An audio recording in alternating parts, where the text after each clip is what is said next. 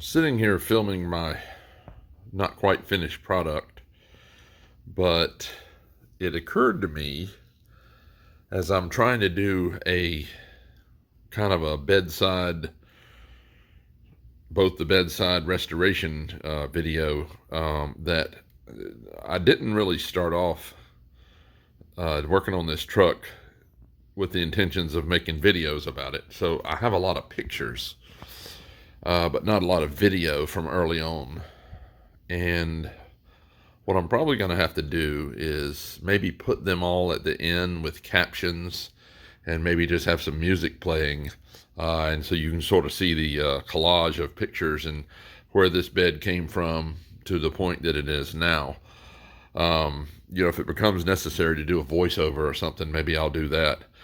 But I do have here more recently, I have been filming some of the progress I've done lately and talking while I'm doing it, or at least doing something and then talking and, doing updates.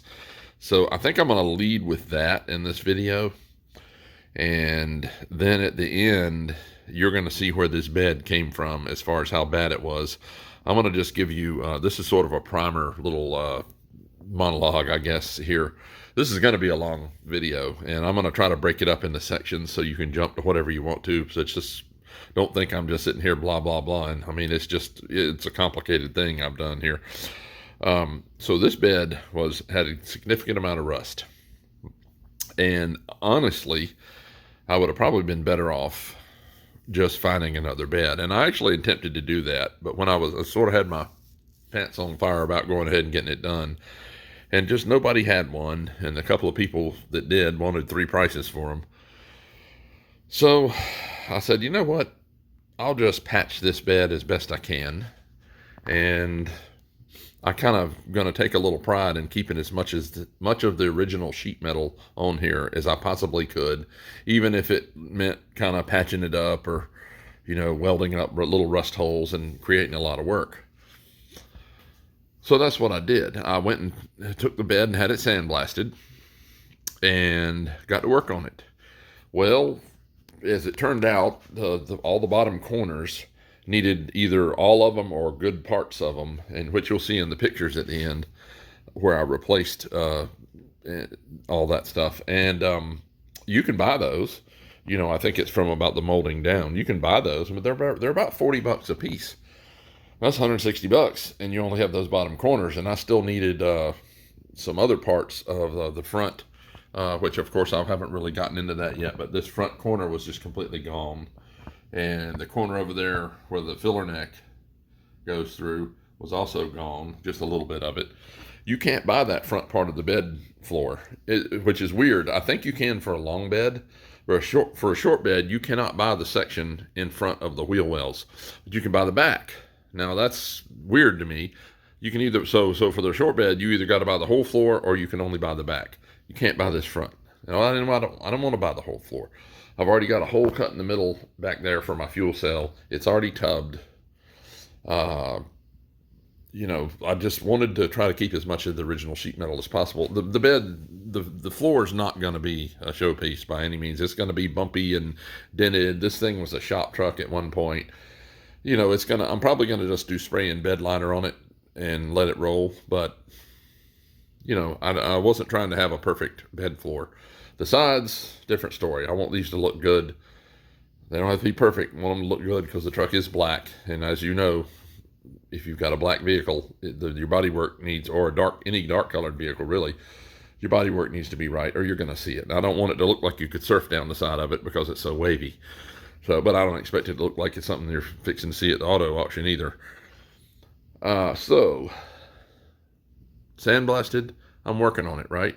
But I need these corners, and I didn't really want to spend $160. Well, then all of a sudden, about an hour away, this guy's got a bed for sale for like $160 or $170, I think it was. So I go down there and get it, and heck, it's in better shape than this bed was to start with. And I bought it, and I brought it home, and I was like, well, if I wasn't so far into this one already, I probably would have just used that one. But I was, so you're going to see some yellow pieces, and that's what that bed was. And I actually got pretty lucky with that. I used all parts or all of all four corners. I used this big old piece here. You'll see that, and a piece over there. Um, and then sold the remainder of the bed, which it had the front piece, the front wall was perfect on it. Sold all the rest of it for $90, so I'm not hurting that at all. That was a pretty good deal, but it was a ton of work, and I mean a ton of work. And I'll tell you why. It just made me dread going work on it. So I've had a terrible problem welding this thing. And I've mentioned that. You'll hear me mention it in some of the other videos I have on this one. I had a terrible problem welding on this, and I thought it was me. I thought I couldn't weld. I thought, man, I've watched all these YouTube videos, and every time I go to touch this thing, I blow through it or I stack up boogers, and it created so much extra grinding work. It was such a pain. And every time I would go welding, I just wouldn't even want to go back on work on it, because I know I'm going to be grinding on it forever, getting rid of the boogers, or I'm going to mess up the metal, and I'm going to have to cut out a bigger hole and weld another piece of metal in. And it turned out it wasn't necessarily me. Not that I'm a great welder, but I am a competent welder for this kind of thing. But I didn't think so at the time, because unbeknownst to me, my welder was starting to die. And what was happening was the feed for it was intermittently going and failing and going and failing. And I didn't realize it until it finally just died. And this is an old Millermatic 200. I'm still going to fix it, and because it was my dad's and from way back in the day and all that. But it was in the middle of something when it finally broke. And I was actually welding on this back here, which you'll see the pictures of it. And I said, you know what? I don't have time to order parts and fiddle around and figure out what's wrong with this welder. I want to go ahead and get this bed done. So I just went up to a local supply place that's geared towards tractors. You can figure out what that was. And bought a little Hobart. I think it's a 140 or something like that.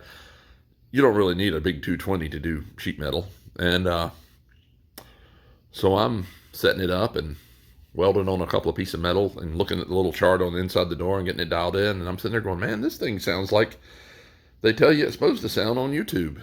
And so then I finally decided to try to lay a couple of beads down, intentionally doing the little weave thing or whatever. And it looked like people's welds on YouTube. It didn't look like the stacking dimes or anything, but it looked like a very, very competent weld. And I'm like, heck, dang, that thing. That was that other welder. That's when it hit me. The other welder must have been failing the whole time. And it wasn't necessarily me. It was the welder. So I had a lot easier time right here towards the end. I wish I'd have found that like a year before, because you will see in the collage of pictures at the end how many just look like just boogers stacked on top of boogers. And, it would blast a hole, and then I'd zip around it, and then I'd be able to fill it in. But then that's just a massive amount of grinding that you shouldn't have had to do. But I did it because that's all I could get it to do. And anyway, if I have to do it anymore, I won't have to do that, because this new welder works great. But anyway, so I went right on along with it, and you'll see in the pictures that the bed underneath has been coated already. That's POR 15. It was all Osphode. You'll see when you see the pictures of the floor out, the support rails are all rusty. All that stuff was wire brushed and sandblasted a little bit, and anything you could get to it. And then all that stuff's been treated with Osphode and then POR 15. I don't know that that's the best product in the world, but for something like this, I know the stuff's really, really tough. I've had it on a Jeep frame for over 10 years, and the stuff's, you can't even hardly grind it off, which is good for underneath this truck. So that's good to go. And now we're working on the outside.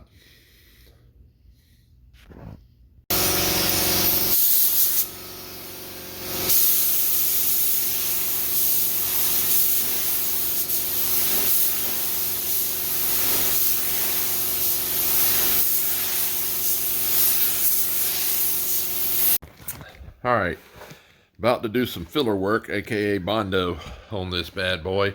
It's been about 4 or 5 days now since I epoxied it. All right, we've wiped some Everglass, fiberglass, and Kevlar reinforced body filler. Okay, real happy with the way this is coming out so far. I can feel that is pretty close to straight. Here we go. This is going to be one of the final few coats of primer here. I've got SPI epoxy. Okay, so a little while later, I sprayed it earlier this afternoon, not too long after I made the video in the daylight. It came out real nice.